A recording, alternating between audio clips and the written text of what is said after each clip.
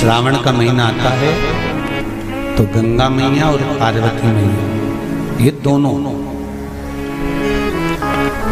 सृष्टि के भार जब भगवान शंकर पर आ जाता है 4 महीने तक, जिसको हमारे यहाँ चतुर्मास कहा जाता है,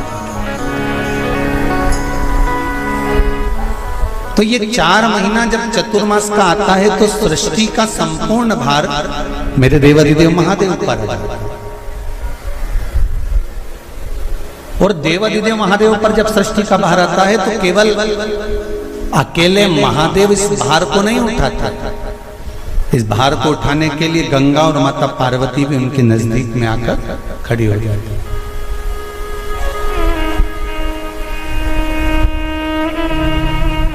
देखिए बड़ा सुंदर संवाद, ध्यान रखिएगा जरा श्रावण शिव महापुराण की कथा का।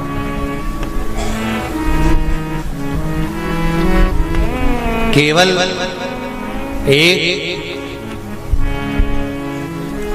पुरुष का कार्य नहीं है परिवार का भार उठाने का,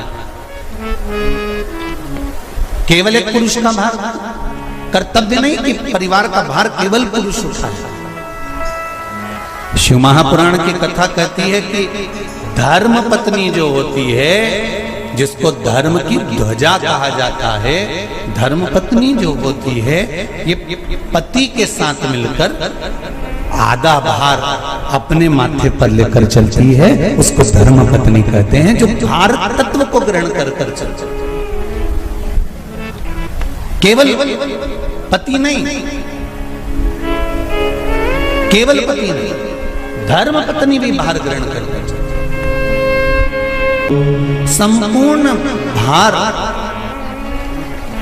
पुरुष अपने ऊपर नहीं लेते, आधा भार धर्म पत्नी भी ग्रहण करती है।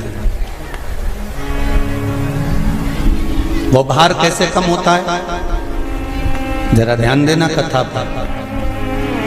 पति दुकान पर जाकर, नौकरी पर जाकर, व्यापार करने पर जो कमा कर लाता है उसका भार, जो कमा कर लाया उसके माध्यम से धन से घर का थोड़ा भार कम हो जाता है। ये तो हुई कमाई से।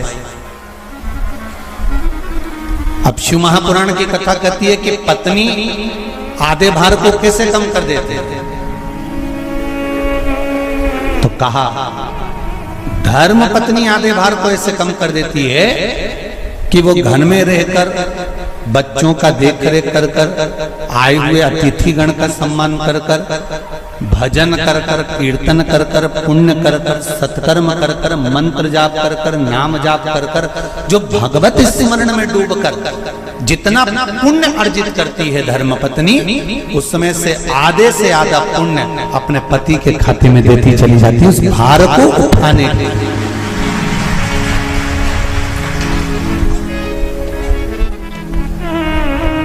उस भार को उठाने में आधे से आधा भार धर्मपत्नी अपने व्रत, अनुष्ठान, मंत्र, साधना, तप, उपवास आदि के माध्यम से काटती है।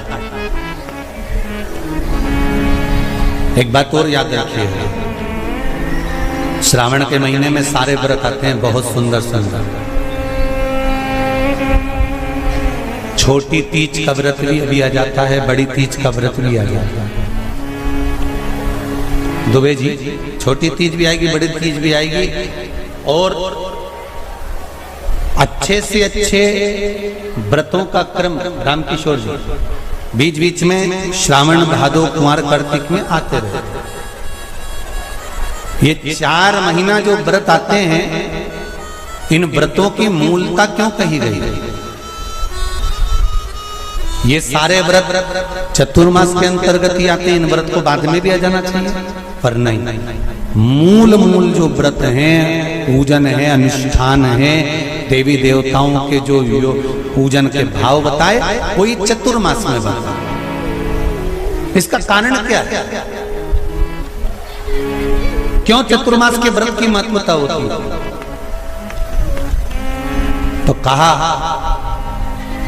इस चातुर्मास के अंतर्गत स्त्री नारी जो व्रत धारण करती है, हाथों में चूड़ा पहनना, पाँव में पायल पहनना, महावुर लगाना, मेहंदी लगाना, ये जितने छोटी तीज, बड़ी तीज और अन्य तीजों आएंगी, त्योहार आएंगे चतुर्मास में, माताएं हरतालिका तीज हुई, छोटी तीज, बड़ी तीज हुई, भादों के कोई व्रत हुए, अनुष्ठान हुए, छठ हुई, पूजन, जो भी माताएं पूजन करेंगी उसके अनुसार वो हाथों में, शरीर पर 16 श्रृंगार धारण करती हैं, बहुत सारे श्रृंगार धारण करती हैं, और श्रृंगार धारण करने के साथ साथ माताएं अखंड सौभाग्य की वस्तुएं भी इन 30 त्योहार पर दान करती हैं।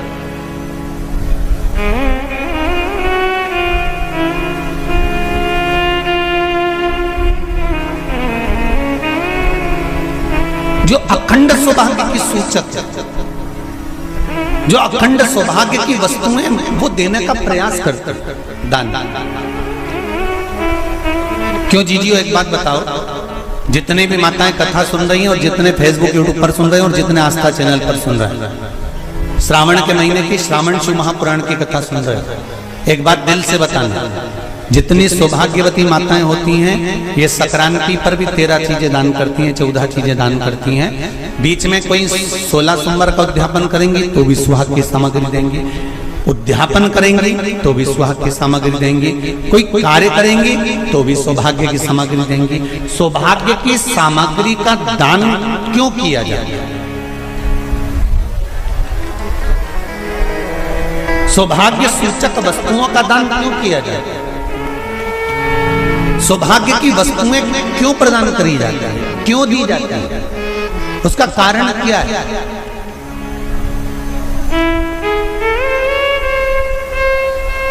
क्यों देते हैं? महाराज, भारत की भूमि की सौभाग्यवती माताओं का एक मन की अभिलाषा रहती है, भारत की भूमि की माताओं की एक अभिलाषा रहती है कि जब उसके प्राण छूटे तो अखंड सौभाग्य धारण करके पति के कंधे पर और पुत्र के कंधे पर शमशान पर।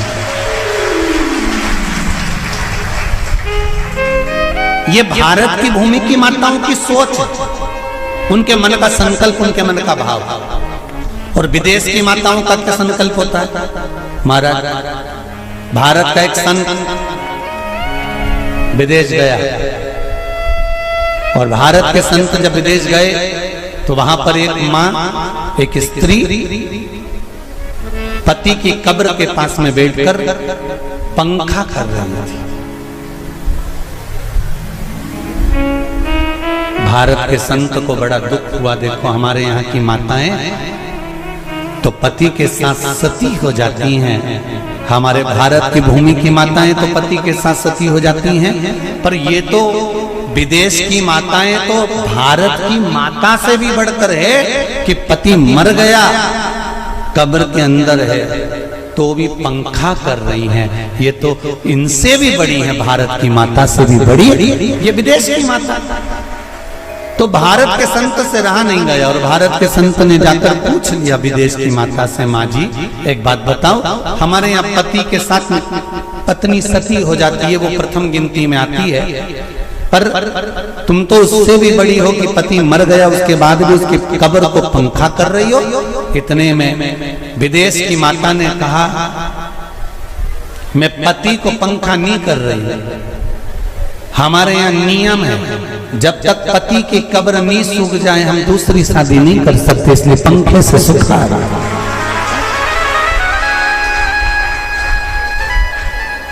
इसलिए पंखे से सुखा रही है। मेरे भारत की माताओं में और विदेश की माताओं में अंतर है साहब। मेरे भारत की माताएं अखंड सौभाग्य की वस्तुएं धारण कर अपने आप को गौरवान्वितता महसूस करती हैं और विदेश की माताएं ये सब वस्तुएं उतार कर गौरवान्वितता महसूस करती हैं।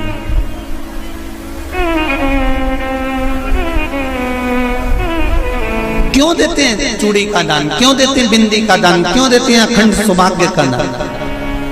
किस एक बिछुड़ी नहीं, कितनी? 2, 3, 4, 5। एक एक पांव में जोड़े से बिछुड़ी होना चाहिए, केवल एक नहीं, सिंगल नहीं। वो तो आजकल का फैशन हो गया महाराज, जो केवल एक बिछुड़ी धारण कर लो उसी में फैशन दिखे। श्रावण की शिव महापुराण की कथा कहती है, जब बेटी को विदा करा जाता है और पहली बार बेटी के पांव में जब बिछुड़ी डाली जाती है तो वो बिछुड़ी भी अलग अलग नहीं होती, उस बिछुड़ी के जोड़ को चेन से एक दूसरे से बंधा हुआ होता। बोलो सही है कि गलत?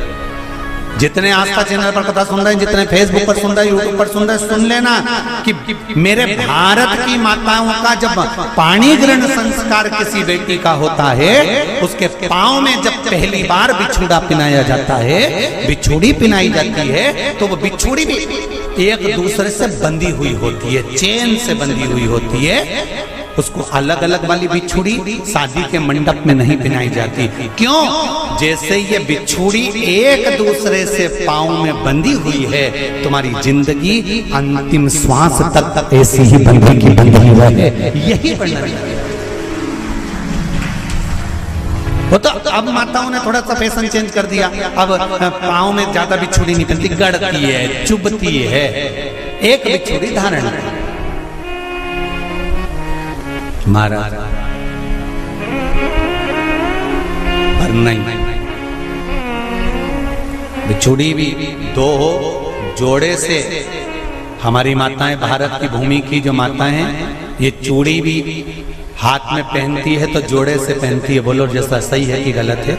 एक अकेली चूड़ी माताएं हाथ में धारण नहीं करती हैं। अगर भारत की भूमि की संस्कारित माताएं हैं और भारत की भूमि की सभ्यता और संस्कृति को जानती है तो अकेली चूड़ी नहीं, जोड़े की चूड़ी पहनेगी, 2 चूड़ा डालेगी, 4 डालेगी, 12 डालेगी, पर सिंगल नहीं, अकेले। और सरल भाषा में समझ लो, हमारे यहां ठेले पर लेने जाओ तो जो केले अपन खाते हैं वो भी सिंगल नहीं देते, उसको भी जोड़े से दिया जाता है। 2 दूं की, 12 दूं की, आधी दर्जन दूं की, 1 दर्जन दूं। अब अंदाजा लगाइए, हमारे यहां देने का भी एक भाव है। श्रावण के महीने की शिव महापुराण की कथा, जिसका नाम है श्रावण शिव महापुराण की कथा, ये कहती है कि पार्वती जी ने और गंगा जी ने ये चतुर्मास में जितना सौभाग्य का दान दिया है, उनके बराबर दुनिया का कोई व्यक्ति इतना सौभाग्य का दान नहीं दे सकता जो माता गंगा और पार्वती दोनों दान दे रहे।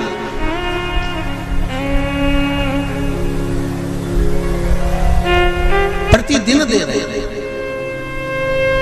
और अब तो फैशन आ गया, तुम लोगों को जो सौभाग्य का दान देते हो प्लास्टिक की डलिया में देते हो, पर एक एक पुराण को उठा कर देख लेना, एक एक उद्यापन को उठा कर देख लेना। जितनी तुम कथा तुम्हारे घर में छोटी छोटी कथाओं की पोथियां पढ़ी हो, उनको उठा कर देख लेना। उसमें नहीं लिखा कि प्लास्टिक की डलिया में सौभाग्य की वस्तु का दान दिया जाता है, उसमें लिखा है बांस की पिटारी में, बांस की डलिया में सौभाग्य की वस्तुओं का दान दिया गया। क्यों?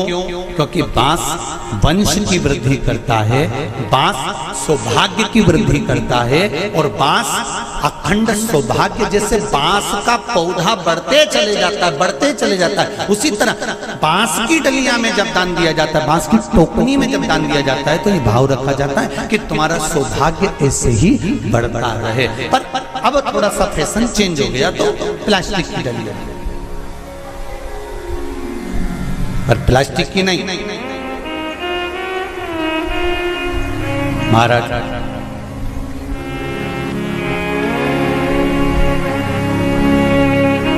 शिव तत्व की ओर चलते तो गंगा मैया और पार्वती मैया चतुर्मास के अंतर्गत जो त्योहार पड़ता है, चतुर्मास के अंतर्गत जो व्रत पड़ते हैं, ये किसी दूसरे के नहीं है, तीज का व्रत माता पार्वती का, छठ का व्रत माता पार्वती का, चतुर्थी का व्रत माता पार्वती का, ये सारे व्रतों की शुरुआत गंगा और पार्वती ने अपने बल से। बोलो हर हर महादेव। ये अपने बल से बनाना, अपने बल से।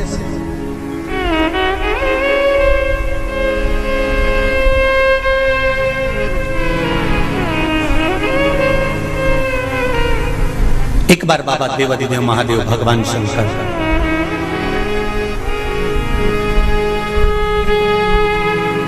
भोलेनाथ नंदी को लेकर निकले।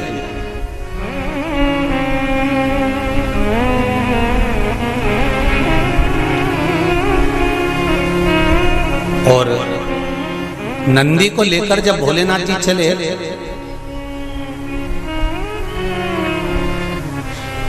बीच मार्ग में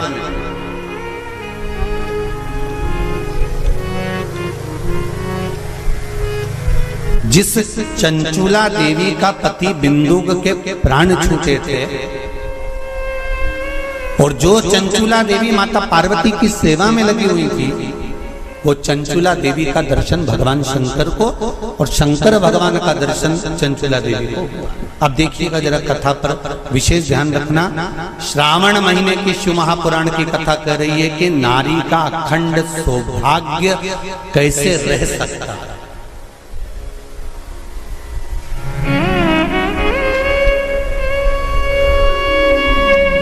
अपने घर के बच्चों को, अपने घर की बेटियों को, बेटों को, अपने घर की बहुओं को, अपने परिवार को कैसे एकजुट कर कर एक साधना में रखा जा सकता है, वो शिव महापुराण।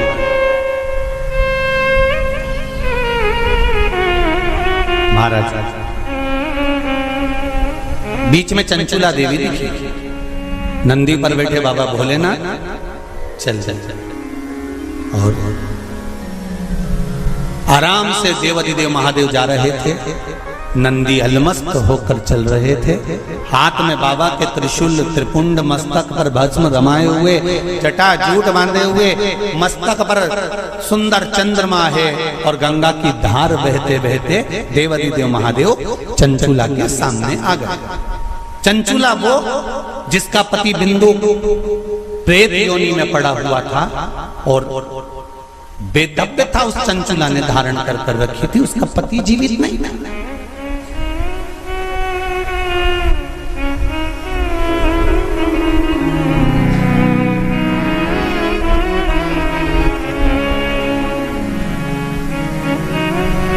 हाथ जोड़े चंचुला देवी ने,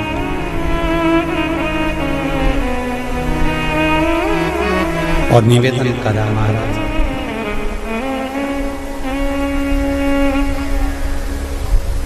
हे भोलेनाथ, हे त्रिकालदर्श, हे शिव, चंचुला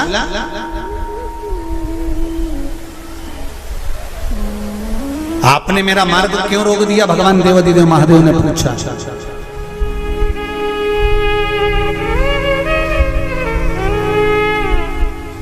आपने मेरा मार्ग क्यों रोका है? इस मार्ग को रुकने का कारण क्या? किस लिए रोका है? चंचुला देवी की आंख में जल भरा हुआ था।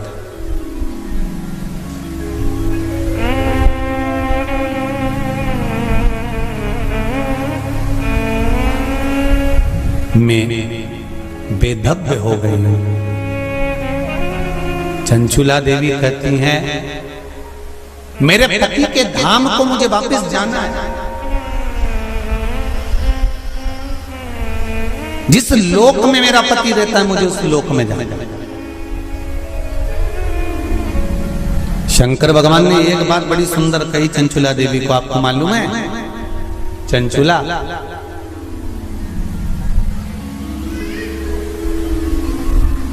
देवता भी बैकुंठ में बैठकर सुखी नहीं है। देवता कहते हैं कि मेरे भोले के पास कैलाश धाम पर मुझे जाना है और मेरे शंकर के पास मुझे रहना है। और तुम कहती हो कि प्राण त्यागने के बाद मुझे पति के धाम को जाना है। चंचुला जी कहती हैं, प्रभु मैंने भी कोई ऐसा पुण्य का कार्य तो नहीं करा कि मैं बैकुंठ जाऊं, तो इससे अच्छा है मेरा पति जो चोरी करता था, छल करता था, बेईमानी करता था, कपट करता था, प्रपंच करता था, और वो जिस जगह पर है, बोले वो नरक में है, कहां है, मैं तो उसके पास में जाना चाहता हूं। शंकर भगवान ने कहा कि चंचुला तुम मृत्यु लोक में आई हो और पृथ्वी पर आने पर तुम्हारा पति प्रेत योनि में पड़ चुका है, तो क्या तुम प्रेत योनि में जाना पसंद करोगे? ध्यान देना रे भाई, अगर कोई भूत बन गया, प्रेत बन गया, तो तुम भी भूत प्रेत बनना पसंद करोगे क्या? अरे बोलो तो जम के नहीं ना। तुम क्या करना पसंद करोगे कि अगर कोई भूल से भी भूत बन गया है, प्रेत बन गया है, शिव महापुराण की कथा कहती है अगर बिंदु का प्रेत योनि में चला गया है, तो तुम्हारा फर्ज है अगर परिवार का कोई सदस्य अगर प्रेत योनि में पड़ा हुआ है तो उस प्रेत योनि से मुक्त कराकर परमात्मा के चरणों में जाकर रख देना, ये परिवार के सदस्य का कर्तव्य बनता है।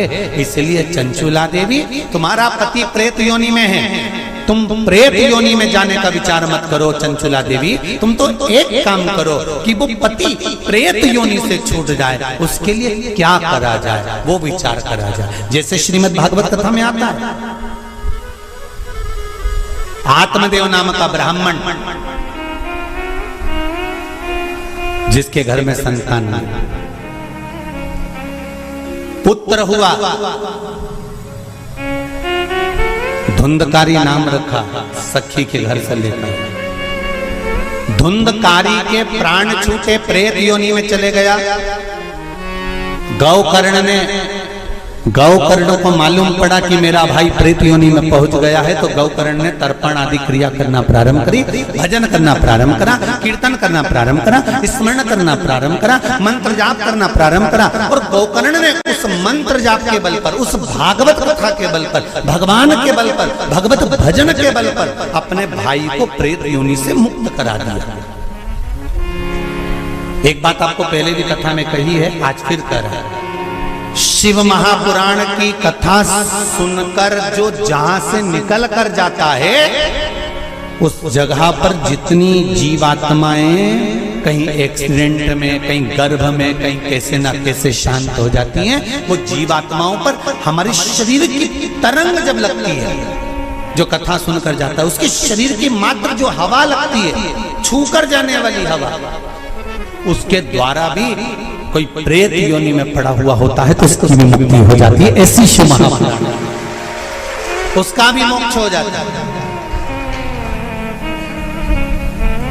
इसलिए ऋण मुक्तेश्वर महादेव मंदिर उज्जैनी में लिखा हुआ है कि शिव महापुराण एक पीढ़ी को या 7 पीढ़ी को नहीं तारती। शिव महापुराण की कथा 71 पीढ़ी को तार देती है।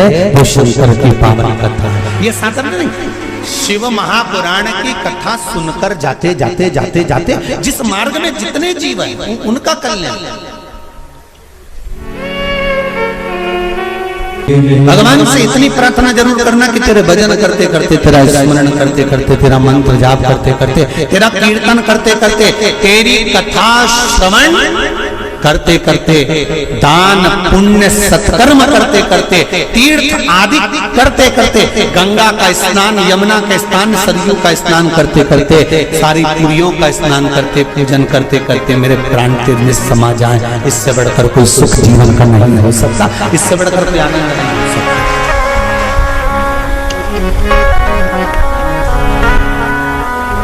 पलंग पे मत पटक जाना भोलेनाथ, कोई शरीर में ऐसा रोग मत दे देना कि बार बार बार बार बार बार शरीर को फाड़ा जा रहा है, काटा जा रहा है, बार बार, ये निकालो जांच के लिए मुंबई पहुंचाओ, ये निकालो जांच के लिए दिल्ली पहुंचाओ, ये निकालो जांच के लिए पुणे पहुंचाओ, जांच के लिए चेन्नई पहुंचाओ। ऐसा शरीर मत कर देना कि शरीर को काट काट काट काट और पलंग पर पड़ा हुआ है, सड़ रहा है और जा नहीं रहा। बाबा इतनी कृपा कर देना, पलंग पर मत पटकना, चलते फिरते तेरा भजन करते करते तेरे धाम को चली जाऊं, इससे बढ़कर कोई सुख नहीं होगा। तेरे धाम को चली जाऊं, इससे बड़ा जाना निश्चित, पर तेरे भजन के बल पर।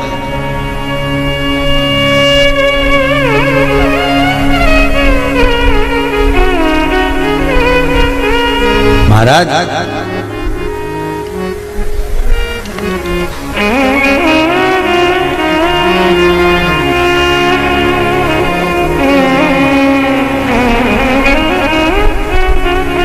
चंचुला देवी से भगवान शंकर कह रहे हैं कि तुम कहती हो कि मेरे प्राण छूटकर मैं पति लोक में जाऊं, जहां पर मेरा पति रह रहा है।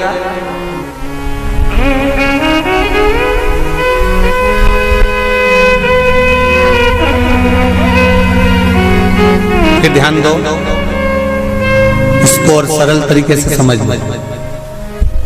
पति मदिरा की दुकान पर बैठ रहा है और पत्नी अपनी सास से कह दे मैं तो वही रहूंगी जहां मेरा पति रह गया है।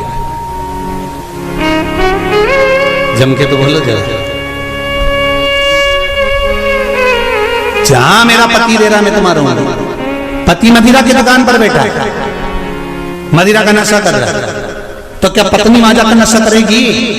अरे बोलो जम के, नहीं। शिव महापुराण का ये संवाद याद रखना। शंकर भगवान चंचुला देवी से कह रहे हैं पति के लोक नहीं, पति अगर प्रेत योनि में पड़ा है तो उस योनि से छुड़ाकर शिव लोक में पति को लेकर आ और खुद भी शंकर की शरणागति ग्रहण कर ले। पत्नी धर्म पत्नी वो होती है, धर्म पत्नी वो होती है।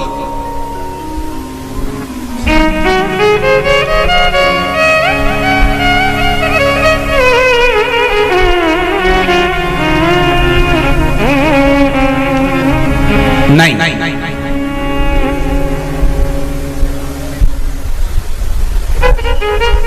तुम अगर मदिरा की दुकान पे बैठोगे तो मैं भी बैठूंगा, तुम जुआ खेलोगे तो मैं भी खेलूंगी, तुम वेश्यावृत्ति करोगे तो मैं भी करूंगा। ये धर्म पत्नी का तरीका नहीं है। धर्म पत्नी का तरीका है कि पति अगर मदिरा की दुकान पर बैठा है तो तू कुछ ऐसा कर्म कर जिसके बल पर तेरा पति मदिरा की दुकान छोड़ दे, वो अलग मदिरा पीना ही छोड़ दे, वहां से छुड़ाकर अच्छे कर्म की ओर। धर्म पत्नी अगर पति को हृदय से, उसका नाम ही धर्म पत्नी है, हमने पत्नी नहीं बोला, हम धर्म पत्नी कर, धर्म पत्नी होगी। पति अगर गलत कर रहा होगा तो उसको मार्ग से खींच कर लेकर।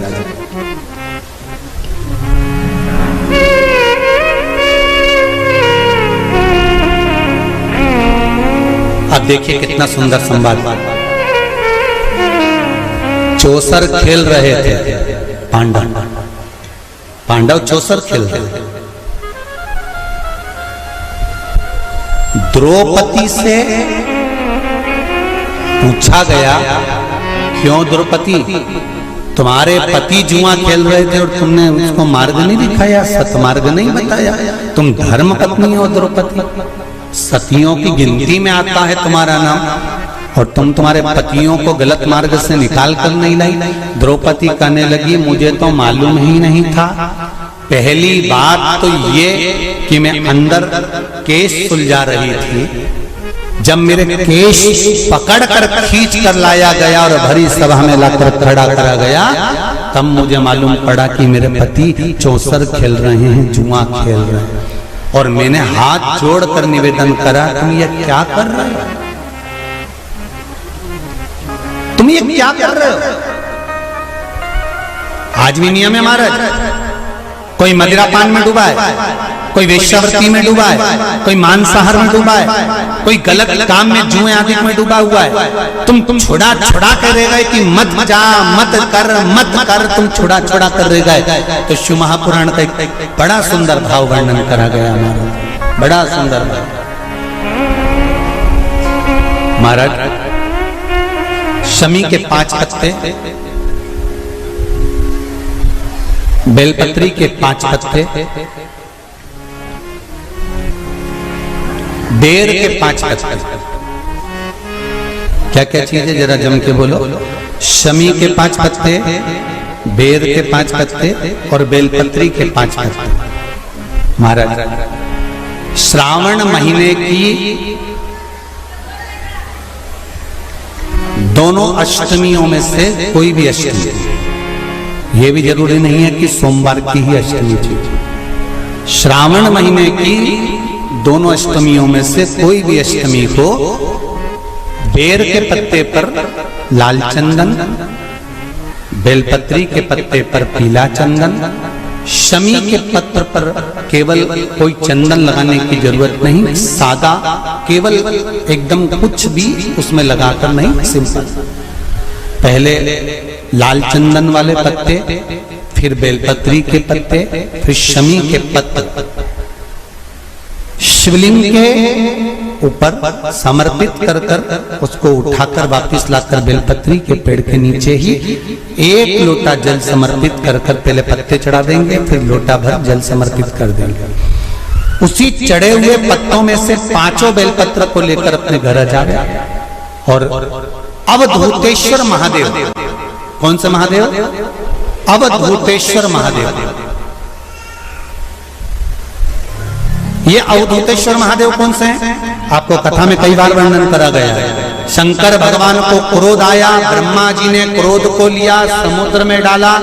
उस रूप को क्रोध का एक रूप था, क्योंकि जो मदिरा पान करने वाले होते हैं, व्यसन करने वाले होते हैं, गलत काम करने वाले होते हैं, इनको सुधार कर जाओ। जितना तुम समझाओगे ये उतना आग बबूला होंगे। तुम बच्चों से कहोगे गलत लड़के के साथ रह रहा मत रहे, तो और ज्यादा क्रोध करेगा, और चिड़चिड़ करेगा, और अपशब्द कहेगा। तो ये क्रोध को संयमित कर दे। अवधूतेश्वर महादेव,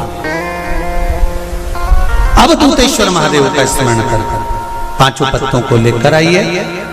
कुछ समय बाद जैसा जैसा समय की अनुकूलता मिले, आप किसी मदिरा का पान करने वाले या किसी व्यक्ति को वो पत्ते दोगे या प्रसाद के रूप में दो तो अच्छी बात है, नहीं तो उस पत्ते का थोड़ा थोड़ा भाग भी प्रतिदिन मात्र 21 दिन तक अगर थोड़ा थोड़ा भाग भी दे दिया जाए तो धीरे धीरे मदिरा पान, व्यसन, गलत आदतें छूटना प्रारंभ हो जाती है और वो शंकर की शरणागति ग्रहण करते हैं।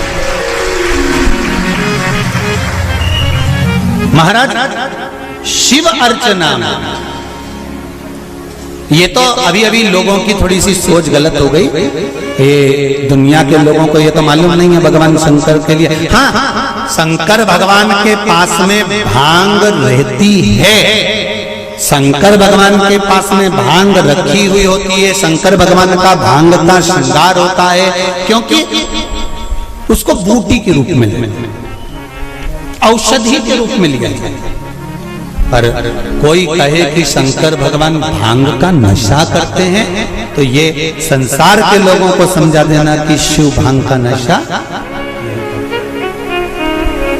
मेरा भोलेनाथ भांग का नशा नहीं करते, शिव नशा नहीं।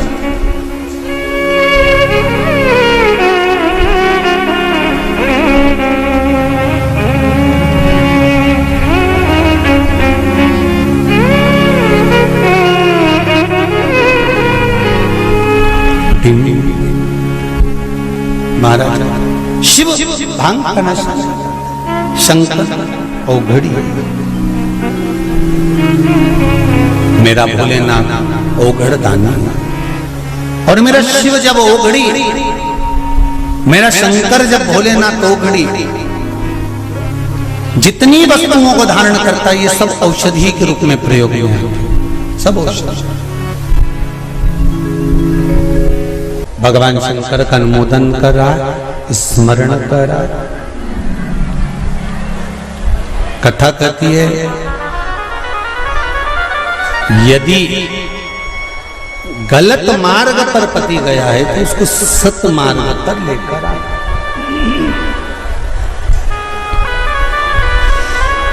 सत मार्ग की ओर लाने का प्रयास कर। चंचुला देवी,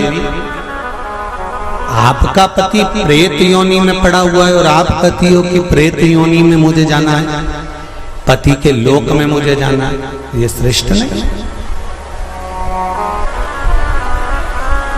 गलत मार्ग पर कोई चला गया है तो उसको सत मार्ग पर खींच कर लाने का काम किसका है? जम के बोलो जरा। धर्म पत्नी का है कि अगर पति गलत मार्ग पर चले गया तो उसको खींच कर लिया।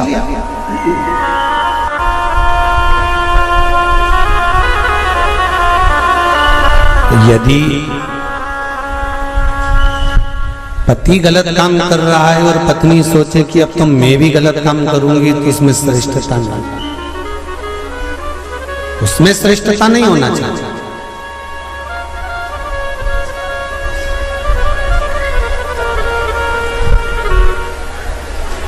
अब मेरे उघरदानी मेरे भोलेनाथ ने कहा, चंचुला तुम्हारा पति प्रेत योनि में पड़ा हुआ है, केवल एक धर्म पत्नी ऐसी होती है जो पति को प्रेत योनि से भी छुड़वा सकती है।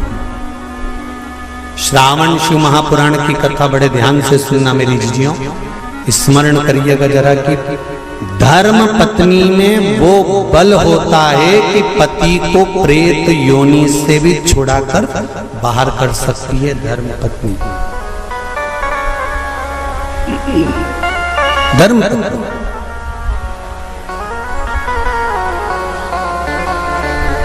अब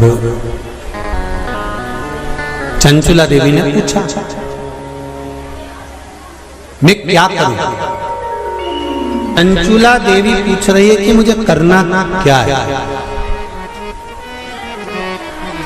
पति को प्रेत योनि से कैसे मुक्त किया जा सकता है? ध्यान से सुनना रे भाई। कई लोग कहते हैं कि श्राद्ध पक्ष आ गया,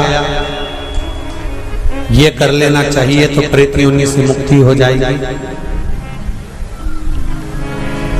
पितरों की शांति के लिए ये कर लेना चाहिए तो पितृ मुक्त हो जाएंगे।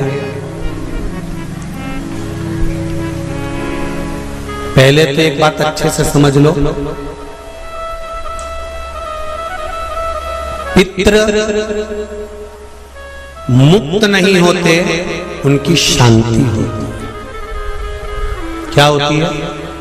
जम के बोलो जरा। उनकी शांति होती है। जब आप किसी तीर्थ में स्नान कर रहे हो, जब आप किसी तीर्थ में हो, स्नान कर रहे हो, पुण्य कर रहे हो, सत्कर्म कर रहे हो, भजन कर रहे हो, कीर्तन कर रहे हो, मंत्र जाप कर रहे हो, तो उसका एक अंश, एक भाग हमारे पूर्वजों के खाते में, हमारे पितरों के खाते में जाता है, तो उनके खाते में पहुंचता है, ये निश्चित है। आपने किसी ब्राह्मण को भोजन कराया, भले अपने पितरों के निमित्त नहीं जिमाया, कोई ब्राह्मण को एक गिलास पानी पिलाया, भले अपने पितरों के निमित्त नहीं पिलाया, पर आपका एक अंश उसके खाते में चला जाएगा। उससे क्या होगा? पितरों की शांति। और समझ लो, गया जी में पिंडदान कर देने से क्या पितृ मुक्त हो जाते हैं? बद्रीनाथ जाकर कपाल क्रिया करने से क्या पितृ मुक्त हो जाते हैं?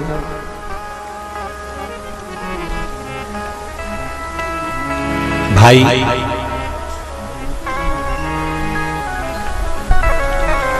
गया जी जाना तो वहां के पंडा जी से पूछना, हम यहाँ पिंडदान कर देंगे तो क्या वो मुक्त हो गए? पंडा जी कहेंगे आप अपने पूर्वजों को गया का पिंड देकर, उनका पिंडदान कर कर आप उनको भगवान विष्णु के चरणारविंद में छोड़ गए। पर आप घर जाना तो घर पर जब जब श्राद्ध पक्ष आए तब ब्राह्मण को भोजन जरूर करो। भले तुम भूख मत देना, कौए का मत निकालना, पर एक काम जरूर करना कि ब्राह्मण भोज कराना। उससे क्या होगा? 16 श्राद्ध में जब हमारे पितरों को, हमारे पूर्वजों को पितृलोक से छोड़ा जाता है तो वो सबसे पहले जिस घर में रहे होते हैं, जहां उनका पिंड घर में दिया होता है, जहां रहे होते हैं, सबसे पहले वो वहां आते हैं, सबसे पहले वहां आएंगे। और अगर तुमने उनकी तिथि पर, उनके वार पर अगर आपने भोजन करा दिया है तो उनकी मुक्तता नहीं, उनकी शांति हो जाती है।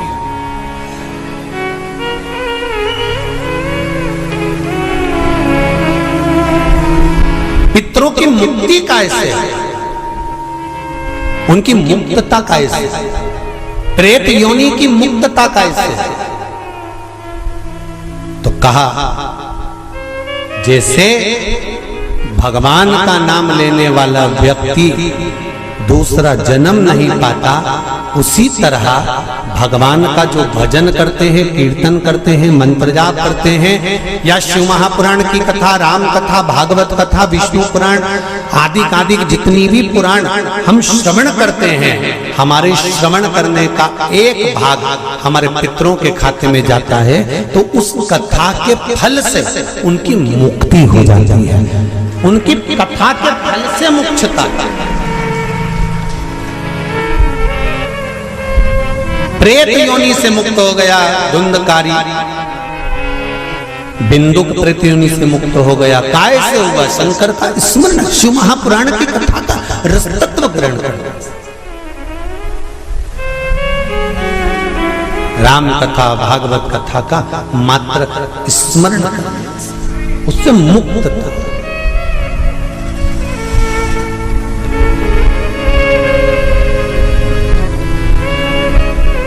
श्राद्ध पक्ष में चाहे चातुर्मास के अंतर्गत श्रावण का जो महीना चल रहा है, इस श्रावण के महीने में आप जो भगवान शंकर को 2 लोटे से जल चढ़ा रहे हो, 2 लोटे नहीं हो, घर में 2 कलश नहीं हो, तो कलश के ऊपर एक कटोरी भी रख कर लेकर 2 कटोरी से आपने अगर जल समर्पित करा है, इसका एक अंश हम पहले भी कथा में कह कर आए हैं कि आप शंकर भगवान को जब जल चढ़ाते हो, शंकर भगवान को जब जल समर्पित करते हो, उसका एक अंश घर में रहने वाले प्रत्येक मनुष्य के, प्रत्येक जीव के खाते में चला जाए। सारी समस्या का हल, जम के बोलो जरा, 1 लोटा जल, ये सारी समस्या का। भगवान शिव कह रहे हैं, चंचुला तुम प्रेत योनि में मत जाओ, अपने पति को प्रेत योनि से खींचकर कैलाश धाम लेकर आ जाओ। इसको धर्म पत्नी कहते हैं, जो पति से कह दे कि तुम गलत काम कर रहे हो, ठीक है वो अपनी जगह पर धर्म पत्नी का फर्ज है कि वो गलत काम करने वाले पति को भी धर्म का पथ निश्चित कर। धर्म का चंचुला देवी ने पूछा कि मेरे पति को प्रेत योनि से छुड़ाकर आपके चरणों में लाने का तरीका क्या है? उसका तरीका है क्या? तो कहा उसका केवल एक तरीका है। भगवान शंकर कहते हैं, एकाग्र चित्त होकर कोई अगर मेरा गुणगान करे, शिव कह रहे चंचुला देवी, शंकर का मात्र गुणगान करने वाला, शिव महापुराण की कथा को मात्र श्रवण करने पर तेरे पति प्रेत योनि से छूट जाएगा। चंचुला देवी ठहाका लगाई, हंसी, मुस्कुराई।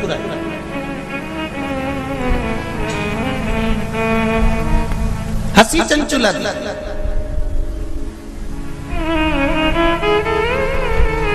अब देखिए, कोई व्यक्ति समझा रहा है, आपकी सास बहू को समझा रही है और बहू सिर पर पल्लू लेके न ठाका लगाकर खूब जोर जोर से हंसे, तो ईमानदारी से बोले सास को गुस्सा नहीं आएगा? कैसी पगली है, अकल का सब बेच खाई इसने। मैं समझा रही हूं और ये ठिठोली बना रही है। मैं इसको समझा रही हूं और ये मेरे ऊपर हंस रही है। सास बहू को समझाए और बहू खूब ठाका लगा लगा कर हंसे तो सास को बुरा लगता है।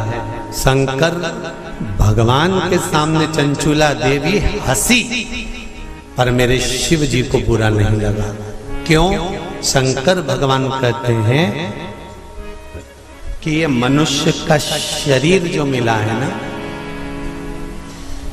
60 साल, 50 साल, 70 साल, 80 साल, 90 साल, 40 साल, आजकल उम्र की कोई सीमा है क्या? 100 वाले, 90 वाले तो बहुत कम मिलेंगे साहब। जितने भी मिलेंगे आप कहीं पर भी सूचना पाओगे 65 का था, 70 का था, 72 का था, 80 की तो बॉर्डर कबड्डी जैसे छूके आते हैं कहीं कहीं के।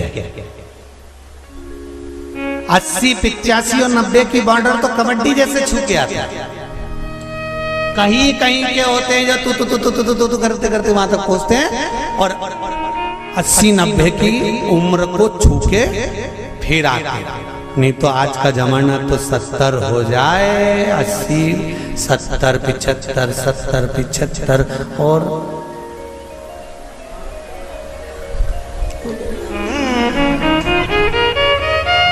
और बीच में कोरोना जैसा आ गया तो फिर तो 75 भी जाने दे।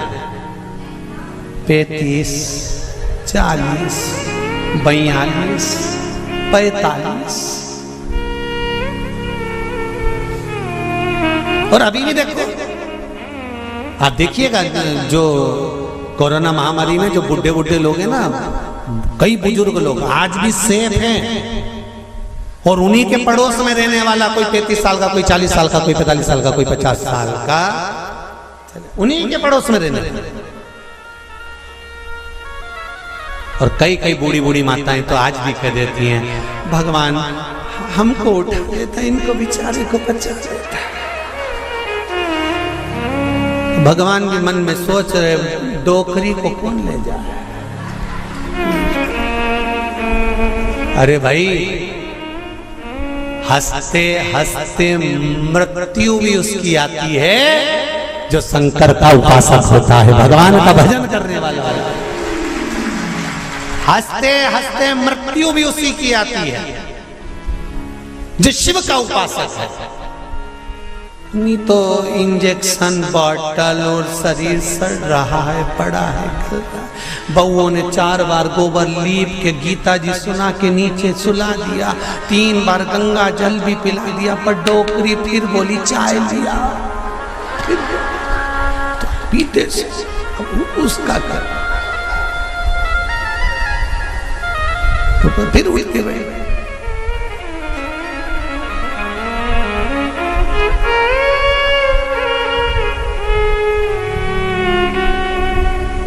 अरे भाई, तुमको अगर बगीचे का सबसे सुंदर फूल पसंद है, तुम एक से बढ़कर एक बगीचे में गए पर फूल वही तोड़ते हो जो तुम्हें पसंद आता है। मेरा महादेव संसार में से उसी को उठाता है जो महादेव को पसंद आता है। ये शिव है जो महादेव को पसंद आता है। नहीं उठाएगा जब तक तुम चाहे गीता जी सुना दो, चाहे गंगा जल पिला दो, चाहे किसी महाराज से पूछ कर कितना भी दान करा दो। हमने काहे दान कर दी, पंडित जी को बुला के गाय भी दिलवा दी, एकादशी भी छोड़ दी, पर ये नहीं छूटी।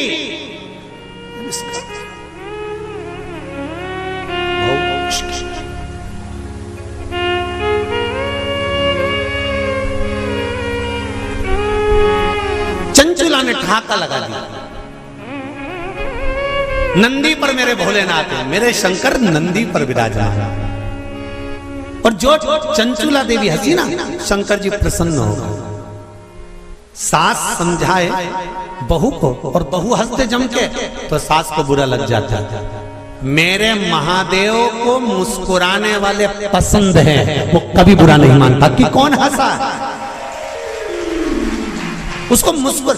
इसलिए आपको कथा में कहा, आपके पास में अगर एक लोटा जल नहीं है, बेलपत्र नहीं है, आपके पास में चावल का दाना नहीं है, फूल नहीं है, तो क्या कहा था, शंकर जी के मंदिर में जाना और उसको देखकर एक स्माइल कर कर मुस्कुरा कर भी आ जाना। शंकर जी भी समझेंगे इतना दुख इसकी जिंदगी में है, तो वो भी मुस्कुरा रही है, तो पार्वती जी भी कह देगी चिढ़ा रही है, काहे का मुस्कुरा रही है, वो चिढ़ा के कह रही है कि दुख तुमने दिया है तो मिटाओगे भी तुम, इसलिए मैं मुस्कुरा रही हूं कि मेरे दुख को मिटा देना।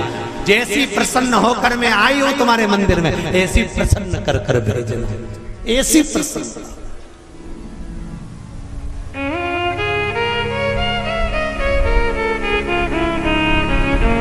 इन शब्दों में मेरे गुरु शिव रूपी गुरु का नाम, शंकर का नाम, इससे ज्यादा मुझे कुछ नहीं चाहिए,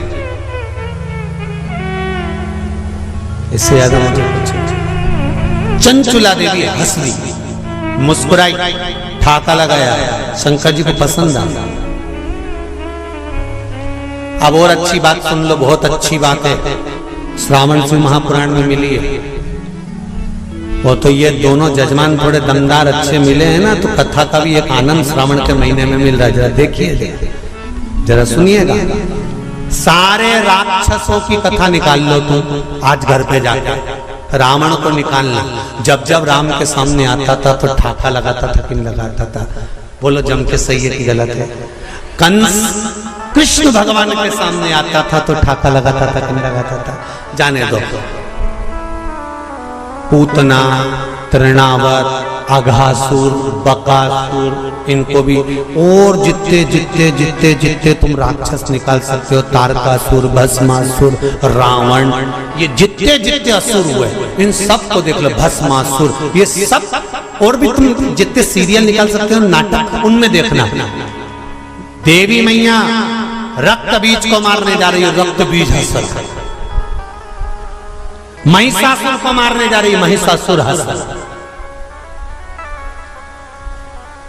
एक दो बार तो माता देवी मैया को भी थोड़ा टेंशन हुआ कि मैं इसको मारने जा रही है, हंस क्यों रहा है। रावण मरने जा रहा था और मुस्कुरा रहा था, हंस रहा था, ठहाका लगा था। आज भी रावण जलता है ना, जब कौन से मैदान में, अरे जम के तो बोलो,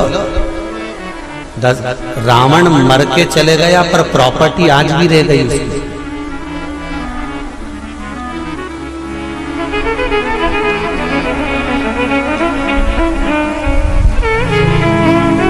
रावण चला गया था पर पूरे भारत में प्रॉपर्टी आज भी रावण के नाम से है। तुम्हारे जिस नगर से तुम आए हो वहां पे आज भी मैदान का नाम, जरा जम के बोलो, दशहरा मैदान। तुम्हारे यहाँ राम जी की प्रॉपर्टी, राम जी को सिद्ध करने में सालों लग गए थे, अयोध्या मेरी है। और रावण लंका में रहने के बाद भी भारत में के चले गए, दशहरा मैदान मेरा। तुम्हारे नगर में कोई राम मैदान है? अरे बोलो तो जब कृष्ण मैदान है नहीं, पर पूरे भारत की भूमि पर हर गांव नगर शहर में एक मैदान जरूर मिले, दशहरा मैदान। इसलिए तो रावण हंसता था, मुस्कुराता, प्रसन्न होता, आनंदित होता।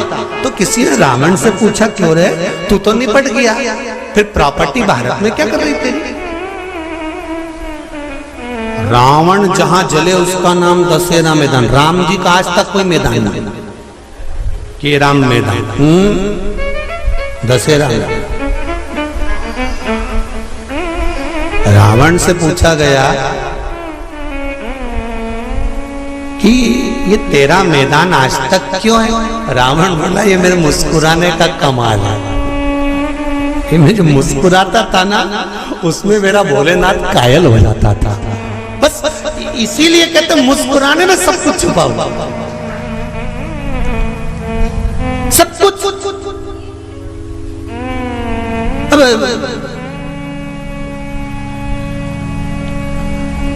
पहले हमारी आदत थी, हम सीहोर में अगर कोई शांत भी हो जाता था तो उनके यहाँ जाते थे, तो उनकी बहुएं रोती थी ना तो वो हमको देख के चुप हो जाती थी। उनको मालूम है अगली कथा में बोल देगा,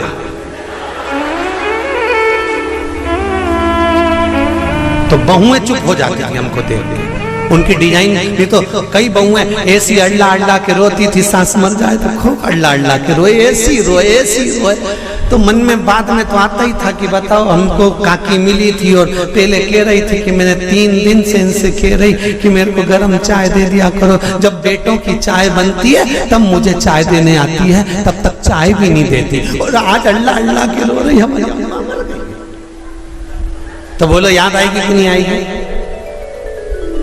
तो अब रोने से कौन सा फायदा है?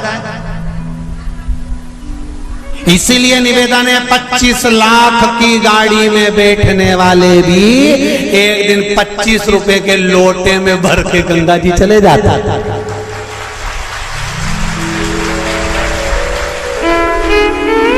अकड़ में तो रहना नहीं। 25 लाख की गाड़ी में बैठकर घूमने वाले भी 25 रुपए के लोटे में भरा जाएंगे, इसकी कोई गारंटी नहीं है जीवन की। इसलिए चंचुला देवी ठहाका लगाकर हंसी, शंकर को पसंद आया, मेरे भोलेनाथ को प्रसन्नता।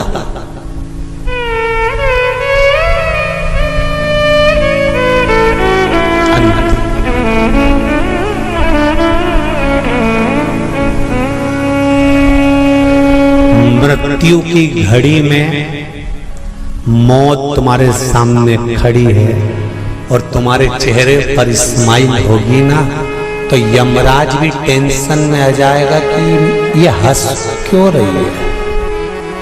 तुम रास्ते से निकल कर जाओ, एक प्रैक्टिकल छोटा सा करके देखना, तुम रास्ते से निकल कर जाओ, जाते जाते जाते जाते थोड़ा सा मुस्कुरा कर चले जाओ तो 4-6 दुकान वाले टेंशन में रहेंगे।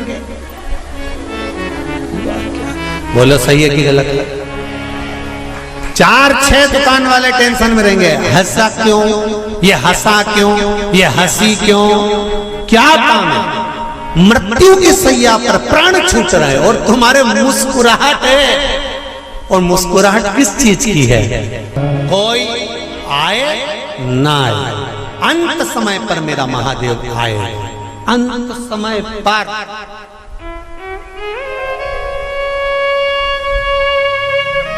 मृत्यु की घड़ी पर अगर मुस्कुरा भी रहे हो ना आखिरी में, तो यमराज को चिंता लग जाए।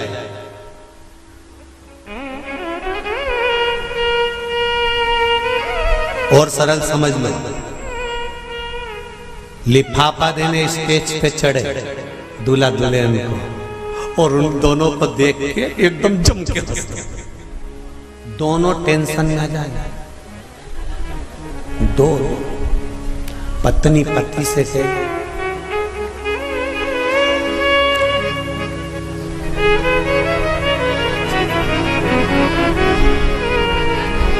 फिर पति भी कहेगा,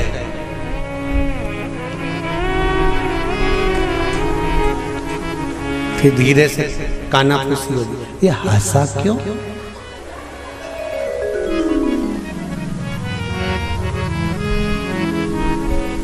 और फिर वो दूसरी बार आए और फिर जम के तो पूछोगे कि नहीं पूछोगे? इधर आ रहे हो बेरू, इधर इधर ये बता कि तू स्टेज पे आता है और बहुत तेज हंस के जाता है, बात और टेंशन दोनों को है, बात क्या? रसगुल्ला खाते खाते भी पत्नी उस टेंशन में पड़ी रहेगी और पति से पूछेगी तुम्हारा दोस्त इतनी तेज क्यों हंसा था, सही बताना। पति पत्नी को गुलाब जामुन पहले बताओ वो हंसा क्यों, ठाका क्यों लगाया? अंत समय में अगर चेहरे पर प्राण छूटते समय भी मुस्कुराहट होगी तो यमराज भी शंकर जी के पास जाकर पूछेगा कि इस मुस्कुराहट का कारण क्या है। शंकर जी कह देंगे ये मेरा भक्त है, मुस्कुराता रहता, इसके चेहरे पर स्माइल है, ये मुस्कुराता रहता। मृत्यु तो आना है, निश्चित है, पर मौत में भी जो प्रसन्न रह गए वो संत, वो साधु, वो सन्यासी, वो तपस्वी ही हो सकता है। अंत समय अब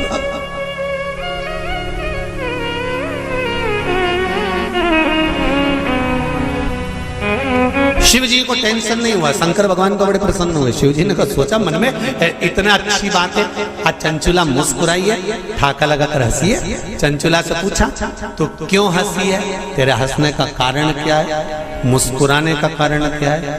चंचुला देवी कहती है, मेरे मुस्कुराने का एक कारण है, आप अगर मुझे मार्ग बताते हैं कि पति के लोक नहीं जाना है तो मैं पति के लोक नहीं जाना चाहती। ये बताओ कि मेरे पति को इस कैलाश पर आपके चरणों में कैसे लाया जा सकता है। शंकर भगवान ने कहा, मेरे पास लाने का सबसे सुंदर तरीका है भगवान की भक्ति में डूब जा, अर्थात जो तेरे हृदय में बैठा है, राम तुम्हारे हृदय में है तो राम की भक्ति करो, कृष्ण हृदय में बैठा है तो कृष्ण की भक्ति करो, माँ अंबिका तुम्हारे हृदय में बैठी है, माता की भक्ति करो, और शंकर अगर तुम्हारे हृदय में बैठा है तो शिव की भक्ति करो। चंचुला देवी कहने लगी, मैं कहाँ किसको ढूंढने जाऊंगी, बैकुंठ में भगवान विष्णु है, ब्रह्मलोक में ब्रह्मा है, इंद्रलोक में इंद्र है, पर पृथ्वी पर मृत्यु लोक में तो मेरा देव अधिदेव महादेव है, तो इसी से मेरा पाला है, तो इसी का नाम क्यों नहीं जपना।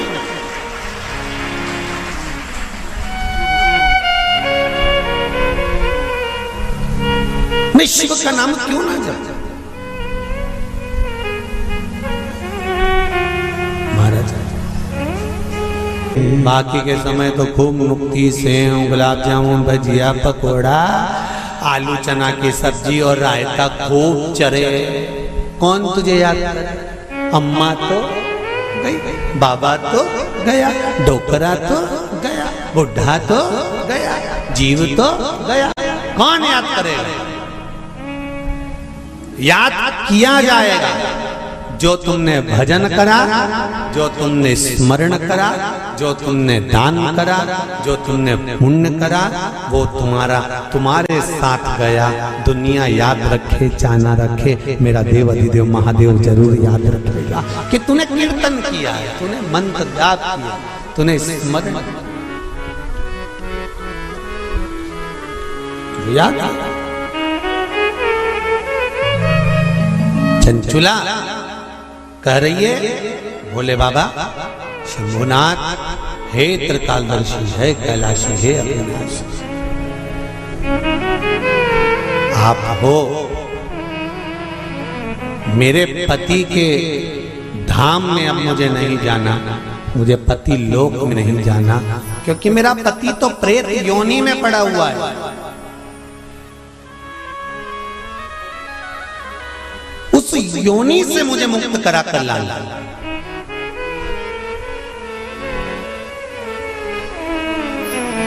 उस योनि श्रावण के महीने की पंचमी, कौन सी तिथि, पंचमी, चाहे वो शुक्ल पक्ष की हो चाहे वो कृष्ण पक्ष की। श्रावण महीने की पंचमी के दिन शंकर भगवान पर जिस जिस परिवार के व्यक्ति का कांवड़ जल हमने बताया है आपको, जरूरी नहीं है कि डंडा बांधकर 2 कावड़ के जल के लोटे लेकर जाओ, आप अपने हाथ में भी 2 पात्र लेकर जा सकते हैं। पंचमी तिथि के दिन हाथ में 2 लोटे जल के, 2 कलश जल के जब हम शंकर भगवान को चढ़ाते हैं तो ऊपर जो कमंडल होता है शिव जी के ऊपर जलधारी होती है, जिसमें जया, विषहरा, शामली, बारी, दौतली और देव, शंकर भगवान की 5 बेटियां जिसमें विराजमान होती हैं। जब हम जल समर्पित करते हैं, हमारे पीढ़ी में, परिवार में अगर कोई अधोगति में मर गया होता है, कुंवारी अवस्था में चले गया होता है, गर्भ में मर गया होता है, गर्भ के बाहर निकल कर भी अगर कुंवारी अवस्था में चले गया होता है, तो श्रावण महीने की दोनों पंचमी पर परिवार का अगर कोई एक व्यक्ति भी जल चढ़ा देता है शंकर भगवान पर, तो सर्प की योनि में नहीं पड़ता, जीव मुक्त हो जाता, प्रेत योनि में, सर्प की योनि से मुक्त हो जाता।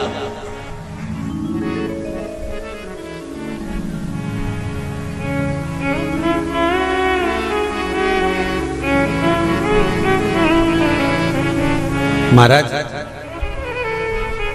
हमारे यहाँ सांपों की पूजन कौन से दिन होती है, कौन सी तिथि में करते हैं? जम के बोलो जरा। नाग पंचमी। नाग पंचमी का मतलब क्या है? सांपों की पूजन करो। नाग पंचमी का मतलब होता है शंकर जी के मंदिर में जाकर 1 लोटा जल समर्पित कर दो। उसका कारण क्या है कि हमारे परिवार में, हमारे कुटुंब में कोई कुटुंब में, परिवार में कोई 7 पीढ़ी के अंतर्गत भी अगर कोई जीव तड़प रहा होता है, पड़ा हुआ होता है, उसकी मुक्ति नहीं होती है, तो पंचमी का चढ़ा हुआ जल उस जीव को प्राप्त हो जाता है और वो जीव तर जाता है, उसका फिर जन्म नहीं होता, वो तर। इसको मुक्तता का,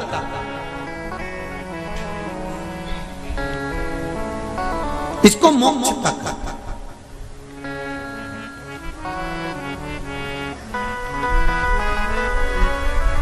ये मुक्ति, ये मोक्ष, इसी को कहेंगे कि ये मुक्तता है।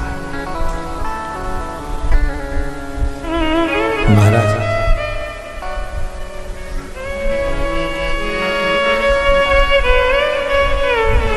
चढ़ाते हो आप लोग पंचमी के दिन, चाहे नाग पंचमी हो, चाहे श्रावण महीने की शुक्ल पक्ष की, चाहे कृष्ण पक्ष की पंचमी हो,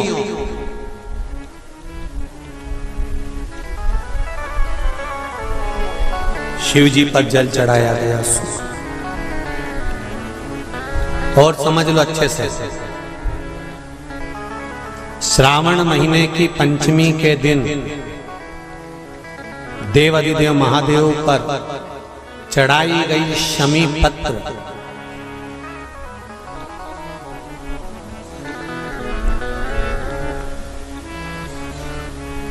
शंकर भगवान पर चढ़ाई गई शमी पत्र, आस्तिक मुनि का नाम लेकर, कौन से मुनि?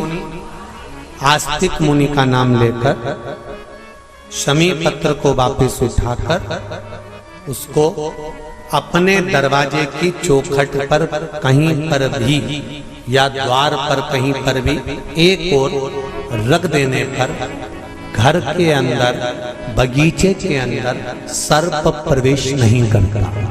ध्यान रखिए, सर्प प्रवेश नहीं करेगा। शमी पत्र समर्पित करने पर, उस शमी पत्र को आस्तिक मुनि का स्मरण करने, कौन से मुनि है? आस्तिक मुनि का स्मरण करने पर भीतर घर के अंदर बगीचे में सर्प भी प्रवेश नहीं।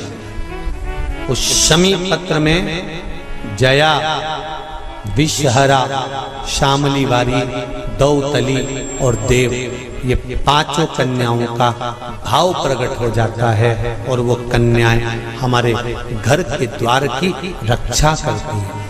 तुम्हारे घर की बहन बेटी क्या करती है? तुम्हारे घर की बहन बेटियां क्या करती हैं? घर में बहन बेटी आती हैं तो बद्दुआ देकर नहीं जाती। घर में कन्याएं रहती हैं, बद्दुआ नहीं देती। घर की बेटियां जब दरवाजा छोड़कर शादी कर वाले दिन, विदाई के दिन अगर जाती भी हैं तो बेटियां हाथ में धान भरकर फेंक कर जाती हैं कि मेरा मायका खूब फले फूले आगे बढ़े, छापे लगाकर चली जाती हैं कि हमने हमारी जीवन की सारी दौलत, जीवन का सारा सुख अपने मायके में दे दिया है। वो बेटियां होती हैं। तो जया, विषहरा, शामली बारी, दौतली, देव, ये उस घर में निवास करती हैं जिससे ये घर में हम रक्षा कर सकते, रक्षा कर सकते। श्रावण शिव महापुराण की कथा में, कल की कथा में एक वर्णन आएगा, उसको ध्यान से सुनिए।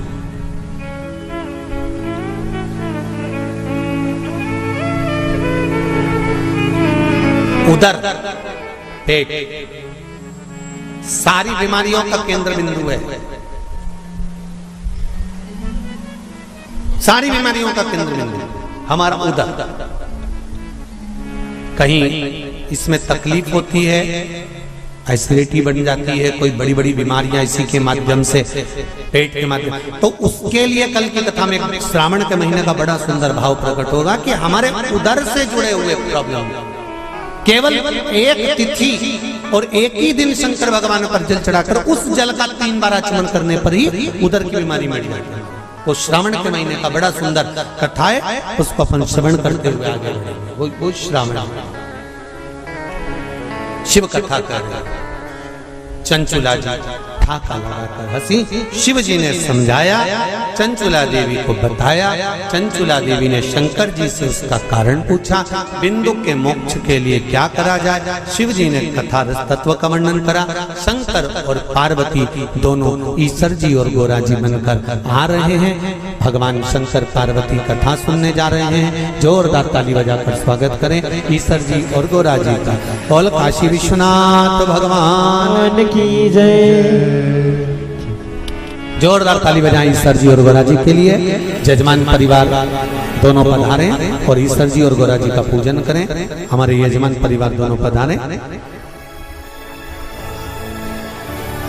बोल काशी विश्वनाथ भगवान की जय। हर हर महादेव। श्रावण शिव महापुराण की कथा कुबरेश्वर धाम के पावन प्रांगण से चल रही है। ये ऑनलाइन कथा है, इसको अपने घर में बैठकर श्रवण करें और अपने जीवन को सार्थक बनाएं, जीवन की सार्थकता को ग्रहण करें। बाबा देवादिदेव महादेव का स्मरण करें और शिव मंदिर में जाकर 2 लोटा जल, 2 कलश का जल अवश्य समर्पित करें।